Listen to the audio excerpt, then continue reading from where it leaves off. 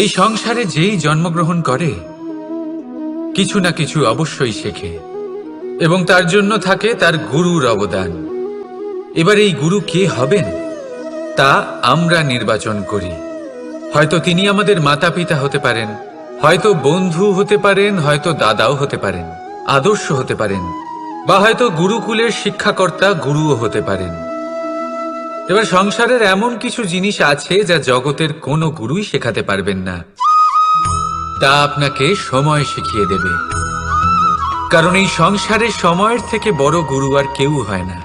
এবার সময় আর গুরুর মধ্যে একটা সাদৃশ্য আছে আর একটা তফাতও আছে। সাদৃশ্য হলো যে সময় আর গুরু দুজনেই আপনাকে শেখায়। তফাতেই যে গুরু প্রথমে আপনাকে শিক্ষাদান করে, তারপর আপনার পরীক্ষা নেন। সময় প্রথমে আপনার পরীক্ষা নেয়, তারপর আপনাকে শিক্ষা দেয়। এবার শিক্ষা লাভ করে পরীক্ষা দেওয়া আর পরীক্ষা দিয়ে শিক্ষা লাভ করা এই দুই ভিন্ন বিষয়। আর সব সময় মনে রাখবেন, এই সময়ের থেকে আপনি যা শিক্ষা লাভ করবেন তা সব সময় যত্ন করে আপনার কাছে রেখে দেবেন। কারণ সময়ের থেকে বড়, সময়ের থেকে দামি, সময়ের থেকে অত্যন্ত আধুনিক আর কোনো গুরু নেই। রাধা রাধা। প্রেম আর চাওয়া একই মনে হয়, তাই না? কিন্তু আসলে এরা আলাদা। এদের মধ্যে অনেক তফাৎ আছে। দেখতে গেলে প্রেম আর চাওয়া কখনোই এক হতে পারে না। এবার যদি আপনাকে আমি এক উদাহরণ দিই, যদি আপনি এই ফুলকে চান, তাহলে আপনি এটাকে তার ডাল থেকে ছিঁড়ে আপনার কাছে রেখে দেবেন। কিন্তু যদি আপনি একে ভালোবাসেন, তাহলে আপনি প্রতিদিন এসে এটার শিকড়ে জল দেবেন যাতে সে আরো প্রস্ফুটিত হয়। শুধু এটাই তফাৎ চাওয়া আর প্রেমের মধ্যে। চাওয়া স্বার্থ হয়ে ওঠে, যেখানে প্রেম প্রেম পরমার্থ হয়ে ওঠে। তাই কাউকে না চেয়ে ভালোবাসুন, জীবন ধন্য হয়ে উঠবে। রাধা রাধা। এই বস্ত্র দেখছেন আপনি? এর কারুকার্য, এর রং, এর সৌন্দর্য কতটা মনোরম, কত স্বচ্ছ, কত নিপুণ এই কারুকার্য। এবার এটাকে আমরা একটু ভেতর থেকে দেখি।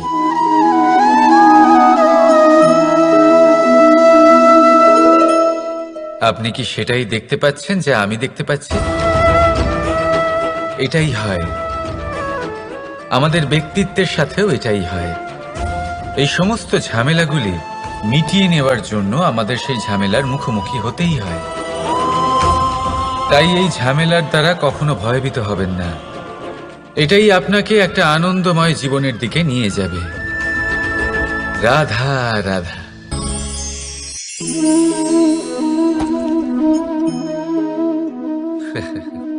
আপনি কি কখনো কোনো গাছের গায়ে পাথর ছুঁড়ে মেরেছেন? আজ না হোক ছোটবেলায় কখনো না কখনো নিশ্চয়ই ছুঁড়েছেন। এখনো বাচ্চারা সেটাই করে থাকে। কিন্তু আপনি কি কখনো ভেবে দেখেছেন যে কেন সেই গাছের ওপরই পাথর ছুঁড়ে মারা হয় যাতে ফল থাকে? কোনো সাধারণ বা ফলবিহীন গাছের ওপর এত পাথর কেন ছোড়া হয় না? কারণ খুবই সহজ, আমরা ফল খেতে চাই, আর সেটা পারার জন্য আমরা পাথর ছুঁড়ে সেগুলিকে প্রাপ্ত করার চেষ্টা করি। আর অন্যদিকে সেই গাছ এই পাথরের রূপে বিরোধিতা সহ্য করে, তবুও সেখানেই দাঁড়িয়ে থাকে যেখানে তার অবস্থান। সেই ফল আমাদের দিতে থাকে যা সর্বদা আমাদের দিয়ে এসেছে, আর সেই জন্যই সে আমাদের কাছে মূল্যবান। তাই মনে রাখবেন, আপনার জীবনেও এরকম অনেক মানুষ আসবেন বা হয়তো এখনই আছে যারা আপনার বিরোধিতা করেন, যারা আপনার জীবনে সংকট ডেকে আনেন, আপনাকে দোষারোপ করেন, কিন্তু আপনার নজর সেদিকে থাকা উচিত নয়। তাই একটা গুরুত্বপূর্ণ সত্য সবসময় মনে রাখবেন, সেই গাছের ওপরেই পাথর এসে পড়ে যে ফল ধারণ করে, যে মূল্যবান হয়। রাধা রাধা। আপনি জীবনে কখনো দেখে থাকবেন অথবা শুনে থাকবেন যে মানুষ যখন দুধ পান করে তার মধ্যে যদি কোনো মাছি এসে পড়ে, সে আর সেটা পান করে না, সেই দুধকে কোথাও ফেলে দেয় সে। কিন্তু ভেবে দেখুন, এখানে পরিস্থিতি একটু আলাদা হলে, দুধের বদলে ঘি থাকলে মানুষ কি করে? সেই ঘি ফেলে দেয় না, সেখান থেকে মাছিটাকে বের করে ফেলে দেয়। এটা দিয়ে আমরা কি শিক্ষা পেলাম? এটাই যে এখানে মাছি গুরুত্বপূর্ণ নয়, গুরুত্বপূর্ণ হলো সেই খাবার, ঘি। এবারে ভাবুন, দুধ আর ঘি এই দুই উৎপন্ন হয় গরু থেকে, তাহলে বেশি মাহাত্ম্য ঘিকে কেন দেওয়া হয়? তার কারণ, যে যত বেশি তাপ সহ্য করে সে তত উৎকৃষ্ট হয়, সে ততটা মূল্যবান হয়। এতটাই মূল্যবান যে যদি তাতে কোনো দোষও থাকে, মানুষ সেটা গ্রাহ্য করে না। তাই মনে রাখবেন, এই পুষ্টি অপুষ্টি এ শুধুই নামমাত্র, কিন্তু পরিশ্রম করা, সংঘর্ষ করা, তাপ সহ্য করা, এটা মানুষের অনুভূতি। তাই নাম নিয়ে না ভেবে অনুভূতির ওপরে মনোনিবেশ করুন, তাকে গুরুত্ব দিন। আর আসুন আমার সাথে ভালোবেসে বলুন, রাধা রাধা। ঈশ্বর লতা পাতাকে দাঁড়িয়ে থাকার শক্তি দেননি, ঈশ্বর এই শক্তি দিয়েছেন বৃক্ষকে। এই লতা পাতা বৃক্ষের সাহায্যে দাঁড়িয়ে থাকে, তাতেই বিকশিত হয়। এবার এই লতা পাতা দুই ধরনের হয়। প্রথম সে যে এই বৃক্ষতে বিকশিত হয়, ফুল ফুটিয়ে তোলে, নিজেকেও সুন্দর বানায়, বৃক্ষকেও সুন্দর বানিয়ে তোলে। দ্বিতীয় সে যে বৃক্ষকে পুরোপুরি শুকিয়ে দেয়, তার প্রাণ শক্তি তার থেকে কেড়ে নেয়, আর শেষে নিজেও ধ্বংস হয়ে যায়। তাই মনে রাখবেন, যে ব্যক্তি সবসময় আপনার সাথে থাকে, সবসময় আপনার সম্বল হয়ে থাকে, সবসময় সে আপনাকে সাহায্য করে, আর যদি আপনি তার সাথে ছলনা করেন, আপনার অন্ত নিশ্চিত। এরকম কখনো করবেন না। সেই ব্যক্তিকে ভালোবাসা দিন, সম্মান দিন, আর আমার সাথে প্রসন্ন হয়ে বলুন, রাধা রাধা। যখনই আমরা প্রসন্ন হই, কোনো শুভ অনুষ্ঠান থাকে, আমরা সাফল্য লাভ করি, আমরা সবার আগে আপনজনদের মিষ্টিমুখ করাই। আর এটা ভালোই, মিষ্টিমুখ করালে মনও মিষ্টি হয়ে যায়। কিন্তু এই মিষ্টতা শুধুমাত্র মিষ্টির মধ্যে থাকে না, কারণ এই স্বাদ নয়, এই এক অনুভূতি। জিহ্বার স্বাদ গলায় গেলেই শেষ হয়ে যায়, সেখানে অনুভূতির স্বাদ সারা জীবন মনে থেকে যায়। তাই আপনি যখনই আপনজনদের মিষ্টিমুখ করাবেন, শুধু সেই মিষ্টি দিয়ে কেন, যা কিছুক্ষণের জন্যই থাকে, সেই অনুভূতির দ্বারা, সেই মিষ্টি কথার দ্বারা, সেই মিষ্টি ব্যবহারের দ্বারা সবাইকে খুশি করুন। মানুষ সারা জীবন মনে রাখবে, না থাকবে কোনো তিক্ততা, আর না থাকবে কোনো শত্রুতা। দেখবেন, এইভাবেই আপনি আরো একটা সুযোগ পেয়ে যাবেন মিষ্টি মুখ করার। রাধা রাধা। আপনি এটা দেখতে পাচ্ছেন? আপনি নিশ্চয়ই ভাবছেন, এটা জট কি করে বাঁধলো? তার কারণ এই হলো, আমি এই সুতো ঠিক করে গুছিয়ে রাখতে পারিনি। এটার দুটো দিক একসাথে জড়িয়ে গেছে, আস্তে আস্তে পুরোটা জড়িয়ে গেল, আর তারপর দেখুন, এমন একটা জট পেকে আছে যে আমি কিছুতেই বুঝতে পারছি না এটাকে খুলবো কিভাবে। তাই মনে রাখবেন, যদি কোনো লম্বা সুতোকে ঠিক করে গুছিয়ে না রাখেন, তাহলে সেটা জড়িয়ে যাবে। এইভাবেই আমাদের জীবনে আমাদের জিহ্বা, আমাদের কথা, যদি এই জিহ্বা আপনারা সামলে না রাখতে পারেন, তাহলে শুধুমাত্র কষ্ট পাবেন। তাই নিজের শব্দ এর ওপরে নিয়ন্ত্রণ রাখুন, সর্বদাই ভালো হবে। আর আসুন আমার সাথে ভালোবেসে বলুন, রাধা রাধা। সমুদ্র মন্থন, আমরা সবাই জানি এ কিভাবে হয়েছিল, এই মন্থন থেকে কি কি পাওয়া গেছিল। অসংখ্য রত্ন পাওয়া গেছিল, বিষ পাওয়া গেছিল, অমৃত পাওয়া গেছিল। ঠিক সেইভাবেই আমাদের ভেতরেও একটা বিশাল সমুদ্র রয়েছে, যাকে আমরা নাম দিয়েছি মন। যদি এই মনের মন্থন করা হয়, তাহলে এই মন থেকে বিষও বেরোতে পারে আর অমৃতও বেরোতে পারে। তাই মনে রাখবেন, আপনার যে এই জিহ্বা রয়েছে তা বিষও নির্গত করতে পারে, আবার অমৃত, খারাপ কিছুও করতে পারে, যদিও আপনার মনস্কামনা খারাপ নাও হয়।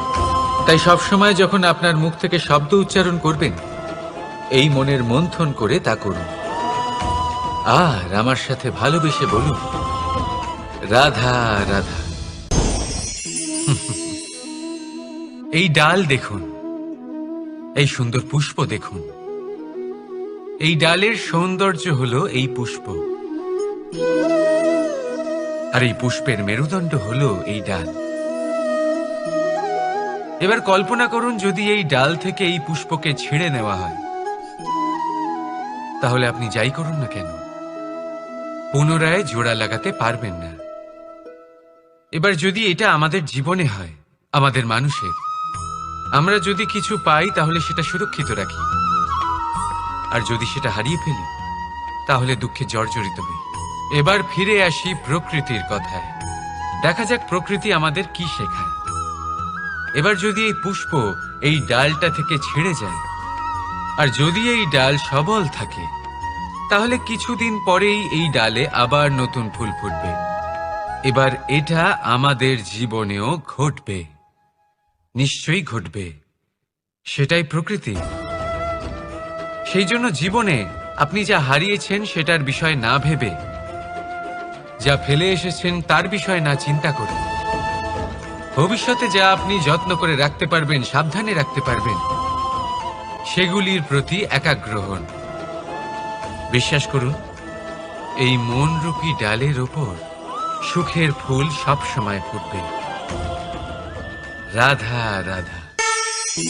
বৃক্ষের বীজ একটা সর্ষের দানার থেকেও ছোট হয়, কিন্তু যখন এটা বড় হয় তখন একটা বট গাছের মতো বৃহৎ আর মহান হয়ে ওঠে। গঙ্গা নদী, এর প্রারম্ভ হয় একটা ছোট্ট আর সরু স্রোত দিয়ে, তারপর সেটা বড় ধারায় বদলে যায়, তারপর সেটা নদীতে বদলে যায়, আর তারপর মহানদীতে পরিবর্তিত হয়। আপনি কি বুঝতে পারছেন যা আমি আপনাকে বোঝানোর চেষ্টা করে চলেছি? আমি আপনাকে বোঝাতে চাইছি যে প্রারম্ভ করার জন্য মহান হওয়ার কোনো প্রয়োজন নেই, কিন্তু হ্যাঁ, মহান হওয়ার জন্য প্রারম্ভ করা অত্যন্ত প্রয়োজনীয়। তাই শুরু করুন। আপনার ক্ষুদ্র এই প্রারম্ভ আপনার জন্য বৃহৎ হয়ে উঠতে পারে। শুরু করেই দেখুন না, আপনার গন্তব্য আপনার জন্য অপেক্ষা করে আছে। রাধা রাধা। মানুষ কতটা শক্তিশালী হয়, তার কতটা সামর্থ্য রয়েছে, সে কতটা প্রতিভাশালী হয়, এটা হয়তো বলার কোনো দরকারই নেই। আজকের দিনে সবাই জানে যে মানুষ কি না করতে পারে। মানুষ চাইলে সব কিছু করতে পারে। মানুষ যদি চায় মাছের মতো জলে সাঁতার কাটতে পারে। মানুষ যদি চায় হিমালয়ের মাথা নত করতে পারে। মানুষ যদি চায় সমুদ্র থেকে মুক্ত সংগ্রহ করতে পারে। মানুষ যদি চায় তাহলে আকাশের পাখির মতো বিচরণ করতে পারে। মানুষ চাইলে সব কিছু পেতে পারে। সে জ্ঞান, সম্পত্তি, পরিবার, সাফল্য, সবকিছু। যদি কিছু থাকে যেটা সে গ্রহণ করতে চায় না, সেটা হলো তার দোষ, তার ভুল।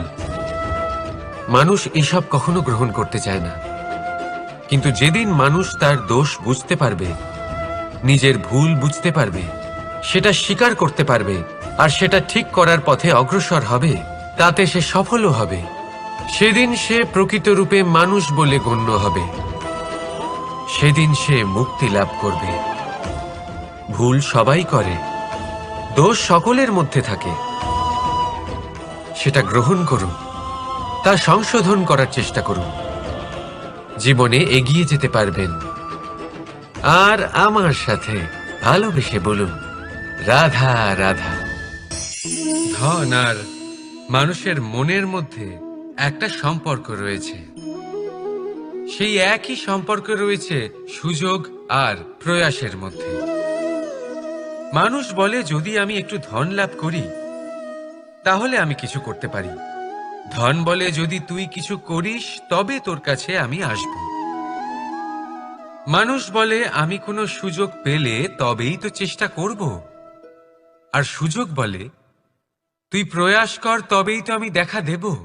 সবসময় জীবনে সেই কামনা করবেন না যা আপনি অন্য কারোর থেকে বা এই সংসারের থেকে নিয়তির সাহায্যে পেতে পারেন।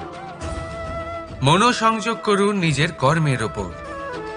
মনোসংযোগ করুন তার ওপর যা আপনার হাতে আছে। অনবরত চেষ্টা করুন, না কোনো আশা করে, না কোনো আকাঙ্ক্ষা নিয়ে। আর তারপর এই জীবনকে দেখুন, সে সফলতা হোক বা সুখ, সে ধন হোক বা হোক সুযোগ, সব নিজে থেকেই আপনার কাছে আসবে। রাধা রাধা। এটা দেখতে পাচ্ছেন? আপনি নিশ্চয়ই জানেন এটা কি। এটা বড়ই বিচিত্র এক বস্তু। এটা হলো কয়লা। আমি একে বিচিত্র এই কারণে বলছি, ভেবে দেখুন, যদি এটা গরম হয় আর আপনি এটাকে ধরে ফেলেন, এটা আপনার হাত পুড়িয়ে ফেলবে। আর যদি এটা ঠান্ডা হয় আর আপনি এটা ধরেন, তাহলে এটা আপনার হাতে কালি লাগিয়ে দেবে।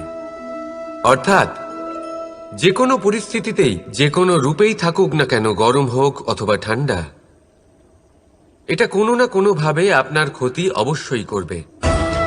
এরকমই হয় খারাপ মানুষজন, বদসঙ্গ, ঠিক কয়লার মতো।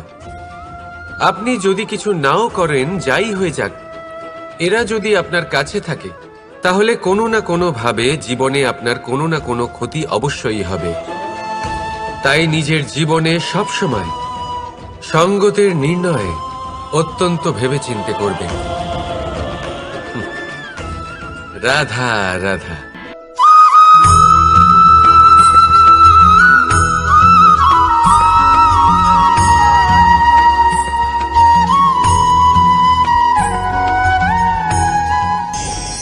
দুঃখ এমন এক অনুভূতি যেটা আমরা চাই বা না চাই, আমাদের জীবনে এটা অবশ্যই আসবে।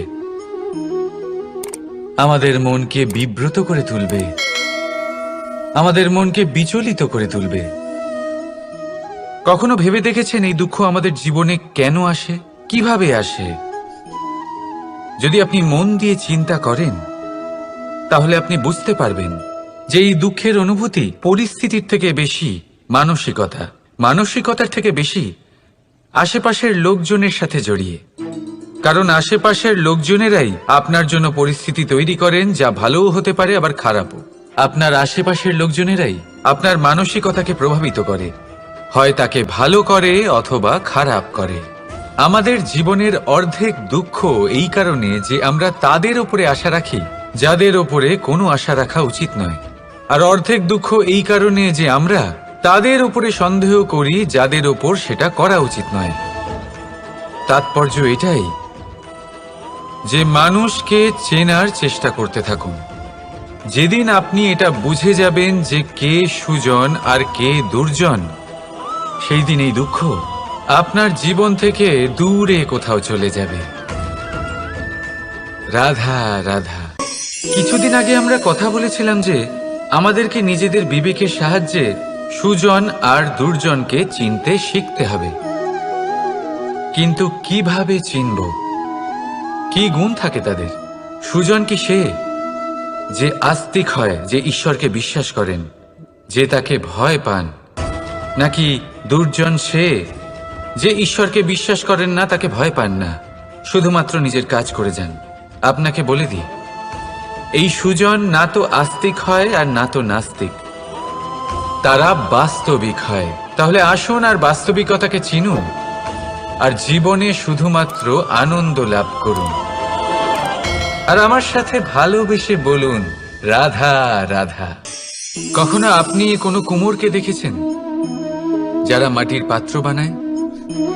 প্রথমে সে ভিজে মাটি মাখে, তারপর তাকে গড়ে, তারপর তাকে চাকায় দিয়ে সঠিক আকার দেয়। যদি আকার ঠিক না হয় তা তক্ষুনি ঠিক করে দেয়, কারণ সে এটা জানে যে একবার এটা আগুনের তাপে দিয়ে দিলে, একবার এটা শুকিয়ে গেলে তারপরে এর আকার কখনোই বদলানো যায় না। এখানে লুকিয়ে আছে একটা শিক্ষা, সমস্ত মাতা পিতার জন্য একটা শিক্ষা। মাতা পিতাও তো এরকমই হন, তাদের নিজেদের সন্তানকে সঠিক সময় মতো শ্রেষ্ঠ শিক্ষা দেওয়া উচিত। মাতা পিতা যেন কখনো তাদের বিধাতা না হতে চান, কিন্তু প্রতিটা মুহূর্তে সবসময় চেষ্টা করুন তাদের সঠিক পথ দেখানো, কখনো কোমলতা দিয়ে, কখনো ভালোবাসা দিয়ে, আর কখনো কঠোর হয়ে। তার জীবনকে, তার ব্যক্তিত্বকে আকার দেওয়ার চেষ্টা করুন, কারণ যেমন মাটি একবার শুকিয়ে গেলে তারপর সেই পাত্রের আকার বদলানো যায় না, ঠিক সেইভাবেই আয়ুর বৃদ্ধির সাথে সন্তানের শিক্ষা কখনোই বদলানো যায় না। তা মনে রাখবেন। রাধা রাধা। নদী হোক বা সাগর হোক, নৌকা আমাদের এটা পার করতে সাহায্য করে। এই নৌকা কখনো কখনো ডুবেও যায়। এবারে এখানেই লুকিয়ে রয়েছে একটা শিক্ষা। অটল জলে এই নৌকা থাকে, তবুও ডুবে যায় না। এটা তখন ডুবে যায় যখন সেই জল নৌকায় প্রবেশ করতে থাকে। যখন জলের স্তর আস্তে আস্তে নৌকায় বেড়ে যায়, তখন নৌকা ডুবে যায়। এবার এটা আমাদের সাথেও হয়। বাইরের সমস্ত সমস্যা, সমস্ত বিপদ, সমস্ত সংকট, সমস্ত দুঃখ, এই সব আমাদের ততক্ষণ ভাঙতে পারে না যতক্ষণ না আমরা এদের আমাদের অন্তরে প্রবেশ করতে দিই। একবার এরা প্রবেশ করে গেলে আমরা ভেঙে গড়িয়ে যাব, ডুবে যাব। এই মনে আগেই প্রেম আর বিশ্বাস ভরে ফেলুন। জীবনে যত বড় বিপদই আসুক না কেন, আপনাকে কখনো ভাঙতে পারবে না। রাধা রাধা। হাতের কত রকম রূপ হয়। কিছু স্নেহের সাথে আপনাকে স্পর্শ করে, তো কিছু প্রহার হিসেবে বর্ষিত হয়। কিছু বন্ধুত্বের নামে আপনার দিকে অগ্রসর হয়, তো কিছু শত্রুতার দিকে আপনাকে টেনে নিয়ে যায়। কিন্তু কখনো ভেবে দেখেছেন যে কোন হাত বেশি মূল্যবান? যখন আপনি সফল, যখন আপনি ভালো কাজ করেন, তখন কিছু হাত আপনার জন্য করতালি দেয়। আর কিছু হাত এমন হয় যা আপনার কাঁধ স্পর্শ করে যখন আপনি জীবনে সব থেকে অসফল হন, যখন আপনি ভেঙে পড়েন। তাই করতালি দেওয়া সেই হাত, আপনার প্রশংসা করা সেই হাত, তার থেকে অনেক বেশি দামি সেই হাত যা আপনাকে তখন আশ্বস্ত করে যখন আপনি এমন সময় কাটাচ্ছেন যা আমরা কেউ কাটাতে চাই না। সেটা আপনার সম্বল হয়ে ওঠে, আর এই সম্বলই আপনাকে জীবন অতিবাহিত করার শক্তি প্রদান করে। তাই একে অপরের সম্বল হয়ে থাকবেন, জীবনে সব সময় ভালো থাকবেন। রাধা রাধা। মানুষ, প্রত্যেক মানুষ কাউকে ভালোবাসে, কাউকে ঘৃণা করে, কাউকে সম্মান করে, আবার কাউকে তিরস্কারও করে। মানুষ সবকিছু হতে পারে, সুস্থও হতে পারে, রোগীও হতে পারে, ধনীও হতে পারে, নির্ধনও হতে পারে, বন্ধুও হতে পারে, আবার শত্রুও হতে পারে। যদি কিছু না হতে পারে তা হলো অস্পৃশ্য, অচ্ছুত। ভগবানের কাছে সব থেকে বড় পাপ এই যে মানব শরীর, তা ঈশ্বর প্রদত্ত, তা তার মন্দির। প্রত্যেক শরীরে ব্রহ্মদেব বাস করেন।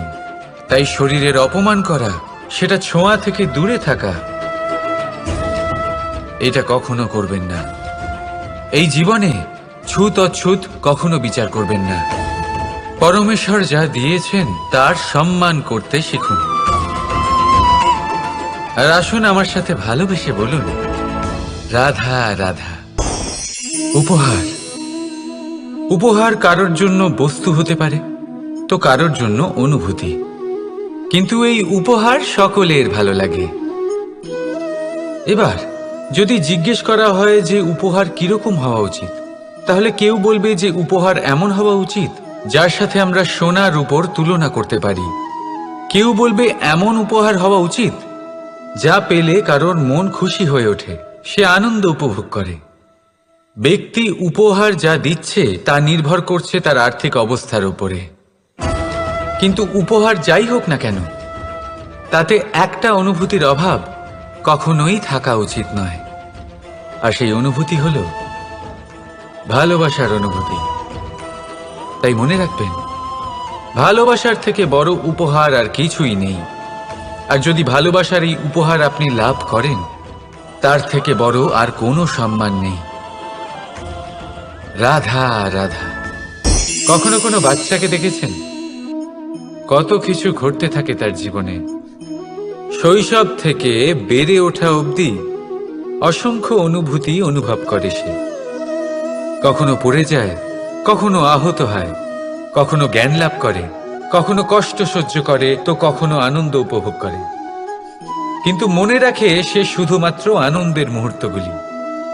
এবার শুধু একবার আপনার জীবনের প্রারম্ভের দিকে তাকিয়ে দেখুন, আপনার শৈশবে তাকিয়ে দেখুন। আপনি দেখবেন বেশিরভাগ যেসব স্মৃতি আপনার মনে আছে সেগুলি সমস্ত ভালো মুহূর্তের, খারাপ মুহূর্তের নয়। সেই জন্য শৈশব সব থেকে সুখী হয়, এতে নিশ্চিন্ত থাকা যায়। সেই জন্য আজ আপনি যতই বড় হয়ে উঠুন না কেন, খারাপ স্মৃতি, খারাপ ঘটনা সব ভুলে যাওয়ার চেষ্টা করুন।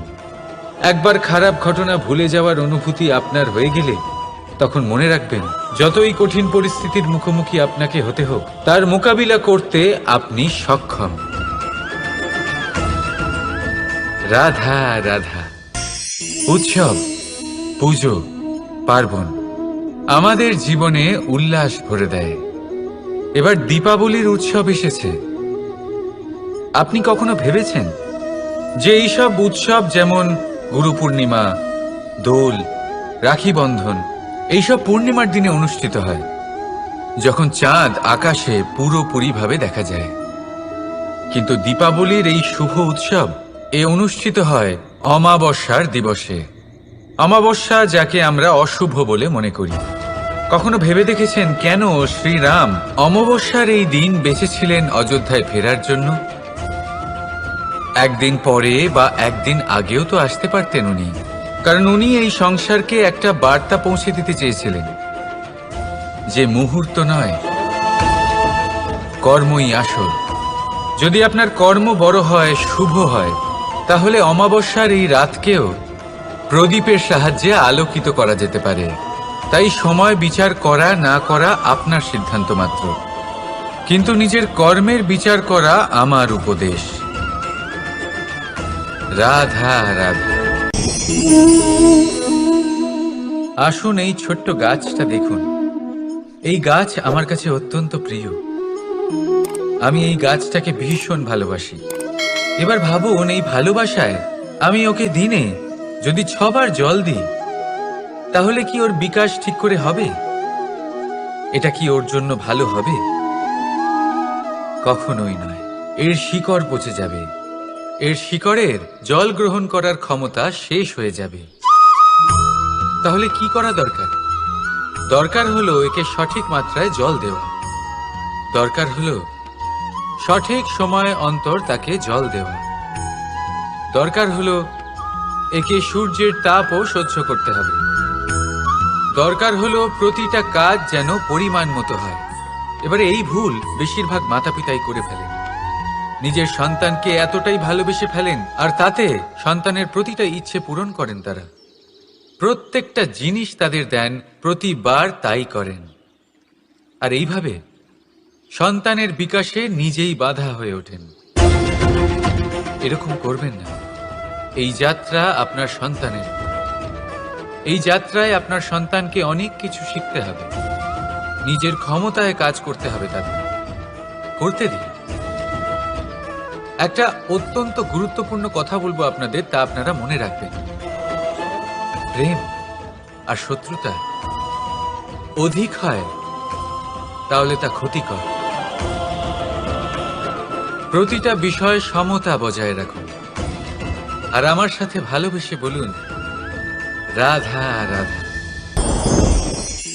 পাদুকা, খড়ম আমাদের জীবনে কতটা গুরুত্বপূর্ণ হয়।